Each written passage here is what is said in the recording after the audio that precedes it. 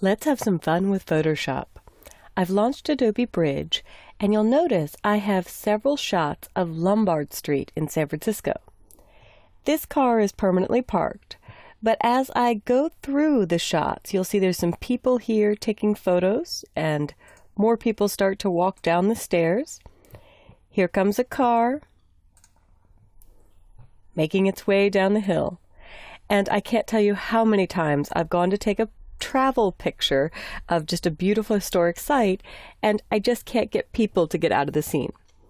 Well, this is a tip I got directly from Russell Brown.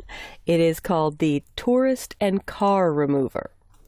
I had the last picture selected in Bridge, and I shift-clicked the first picture. I'll go to the Tools menu, Photoshop, and load files into Photoshop layers. I should mention while these are loading that this feature I'm going to show uses smart objects and stack modes, and this can only be done in PhotoshopCS6 Extended, but it works in other earlier versions of Photoshop, CS5, CS4. As I look at this, if I hold down my Option or Alt key and click the eye icon, you can see this was taken without a tripod, which is common of travel photos. So they're shifting around quite a bit. Let's have Photoshop fix this. If I use my Shift key with the top layer selected and I shift-click on the bottom layer, I can choose Edit, Auto Align Layers. This was also added in CS4, so it's not new. I'll choose Auto and click OK, and Photoshop will do a very high-end comparison of the overlapping pixels, measuring their RGB values, looking for high contrast edges. And even though my camera moved and there's more sky in some shots than there are in others, it merged into one final piece.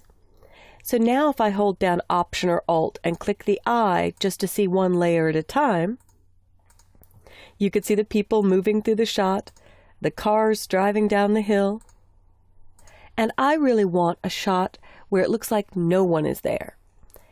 And I want the best sky. So if I look at my top shot, I was fairly close to no one being there with just these women in the background, but I had a lot of sky cut off. So I'll Option click or Alt click to turn that layer back on. And I'll go to my Layer menu and choose Smart Object and Convert to Smart Object. That takes all 9 of these independent photos and merges them into one Smart Object layer. But they still have independence. All 9 pictures still exist inside that Smart Object layer. It embeds them in there. Here's the magic. Under Layer, Smart Objects, Stack Mode. There are several stack modes that you can choose, and the 2 that I like the most are Median and Maximum. Median is recommended to remove objects from a picture, like cars or tourists, and Maximum takes the maximum of the RGB values and will often wipe some things out. In fact, Minimum is interesting too, and I'll show all 3. So let's just start with Median, which is the end of this trick. When I choose Median, it looks at all 9 of those photos, compares where they have solid values, and now merged all of them into one final piece. No cars traveling down, no tourists whatsoever.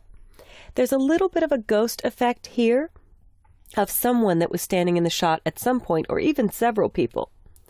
So if I choose Layer, Smart Object, Stack Mode, I should mention that Stack Mode was actually added for medical imaging, but through Russell's tip, I found some ways to apply it to real-world situations, like shots of landmarks or landscapes, or when you're traveling and people just keep walking into your shot or cars keep driving by. If I choose Maximum, here you could see a really neat special effect. I can actually see 2 versions of the car and all the tourists at the different shots traveling down the stairs, and ghosts of some of the tourists taking pictures. So I actually love this for a special effect. And we'll try the opposite. Layer, Smart Object, Stack Mode, and minimum of the RGB values.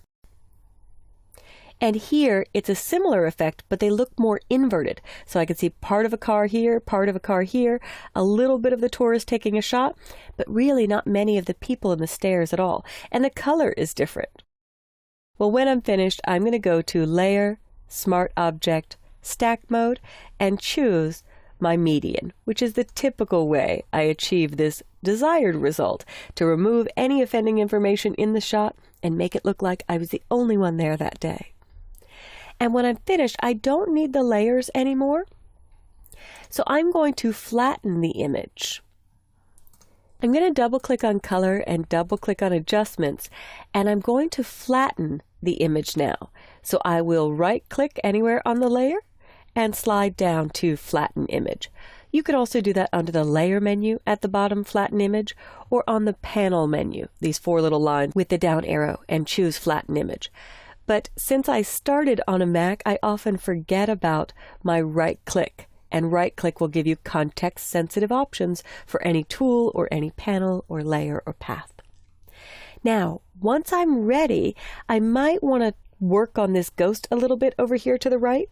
So I will zoom in with Command Spacebar or Control Spacebar, and I will scoot over, and I love the patch tool to just wipe out individual elements.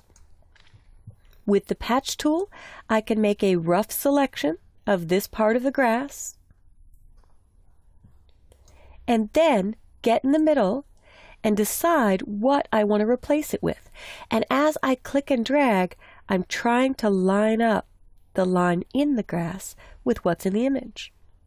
Now, I may not want the railing there included, so I could undo Command Z or Control Z and do the railing in a separate part. I made a new selection with patch. I'll drag over, try to line up the grass. Even the sidewalk gives me a nice line to aim for. Let go, and it's wiped out. And I could try a little bit here and drag over, lining up the railing with what's already in the photo. Ha, you would never know. I'll finish it off by hitting Command 0 or Control 0, and you could also try selecting this piece and using Edit Fill and Content Aware to wipe it out, or even cloning out the car. But my goal was to show you the outstanding and very easy way to use stack mode on a smart object. If I come back to Bridge, if you're going to try this on your own, just remember to stand there for a little while, taking individual shots as people are walking through your frame. And that way, as long as there are shots where these 2 people aren't standing there, here we have an empty one. In this, a shot where the car doesn't exist at that spot, that's how it's calculating what to omit from the photo and what to keep. So give this tourist and car remover technique, shown to me by Russell Brown, a try with your own travel shots.